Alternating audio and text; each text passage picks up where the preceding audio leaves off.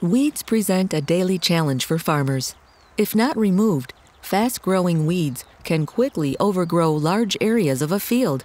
Weeds compete with crop plants for water, light, and nutrients, and have a severe impact on the yield and quality of the crop. For farmers, the success of a harvest depends on effective weed control. Without modern plant protection products, for instance, crop production in some regions of Germany would fall by a third. Perennial weeds and those that have deep roots are particularly difficult to control. In some European countries, problem grasses such as common couchgrass and blackgrass still cause yield losses of 60%. For crops like wheat, farmers generally use glyphosate-based herbicides to keep their fields weed-free and to secure high yields. Over the past 30 years, glyphosate has become the world's most important agricultural herbicide because it provides simple, flexible, and cost-effective weed control. The herbicides are mainly used after harvest and before sowing, a method called stubble treatment. When used in this way, glyphosate removes 90% of problem weeds and their root systems. Die Auswahl an Herbiziden, die wir haben, immer geringer wird und dadurch nimmt eigentlich die Bedeutung von den Glyphosaten, um Problemunkräuter wegzubekommen, von den Flächen oder aus den Flächen zu bekommen, noch mehr oder die Bedeutung nimmt zu. Und das ist ja auch so, dass wir mittlerweile auch Unkräuter reinbekommen in die Flächen, die wir hier noch nicht kannten, die von weit weg durch die globale Wirtschaft, die wir mittlerweile haben, hierher bekommen und das zunehmend schwieriger wird, die Flächen dann sauber zu bekommen.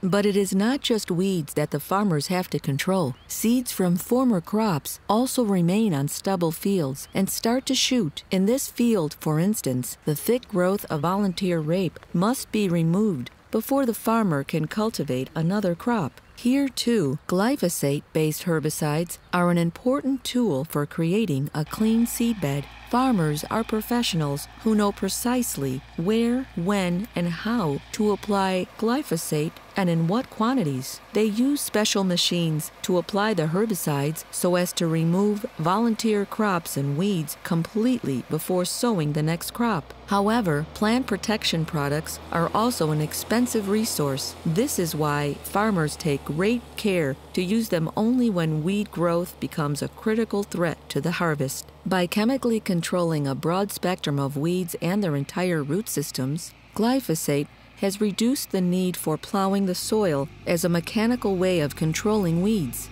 Today, many farmers have reduced plowing significantly in favor of more sustainable farming practices. Das Ausfallgetreide ist effektiver zu bekämpfen, wenn wir das mit Glyphosaten machen, als wenn wir das mit Bodenbearbeitungstechnik machen. Weil wenn wir da eine Bodenbearbeitung machen nach der Ernte, ist zum einen der Kraftstoffbedarf viel höher für die Maschinen und man kriegt nicht 100% alles weg. Und wenn wir das mit Glyphosaten machen, erstmal schonen wir den Boden, dadurch, dass wir da nicht noch zusätzlich eingreifen, Erosionsgefahren, alles was damit eine Rolle spielt.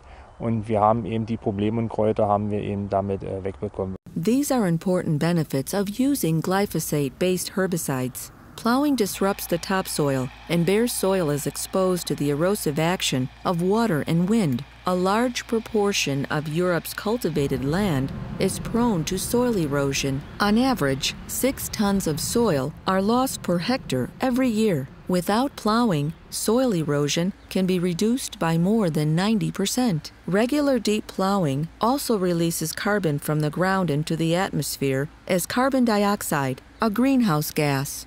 Approximately 700 kilograms of carbon dioxide is released per year and per hectare. Without plowing, tillage-related greenhouse gas emissions from agriculture could be cut by more than half. Farmers can also make considerable fuel savings. Without plowing machinery, fuel consumption for machinery is more than halved. No tillage cultivation leaves the soil structure intact and the topsoil covered with crop residues. This preserves moisture and also encourages the development of a richer soil life.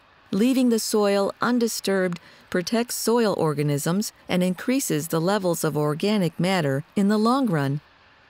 Wir haben uns mittlerweile über die Jahre da einen Boden aufgebaut durch die fluglose Bewirtschaftung. Also der Anteil an Regenwürmern und anderen Organismen im Boden ist gestiegen. Und das ist ja auch ein Zeichen dafür, dass wenn das Bodenleben reicher ist, dass man sicherlich nicht verkehrt mit dem Boden umgeht, sondern dass das ein guter Weg ist, eben das fluglos zu machen. Stubble treatment also removes weeds that can act as potential carriers of diseases which may infect the new crop. This is known as breaking the green bridge. Aphids, for instance, are a common vector of plant viruses such as the barley yellow dwarf virus that can destroy up to half of many cereal crops. Applying glyphosate removes the potential host plants for aphids and pests before the next crop is planted. Wir haben ja auch oft Probleme mit Mäusen und Schnecken.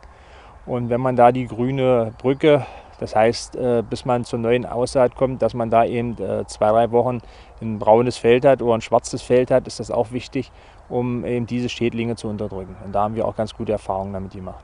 Wenn uns die Glyphosate gestrichen werden von der Liste und wir die nicht mehr anwenden dürfen, dass wir im Betrieb erhebliche Probleme bekommen würden. Zum einen wirtschaftlich, weil wir viel mehr Bodenbearbeitung machen würden und nicht mehr so effektiv arbeiten könnten. Der Spritverbrauch würde steigen, was die Ökologie auch nicht gerade besser macht in der Landwirtschaft. Und zum anderen, dass wir die Problemunkräuter nicht so mehr in den Griff bekommen würden, wie das jetzt der Fall ist.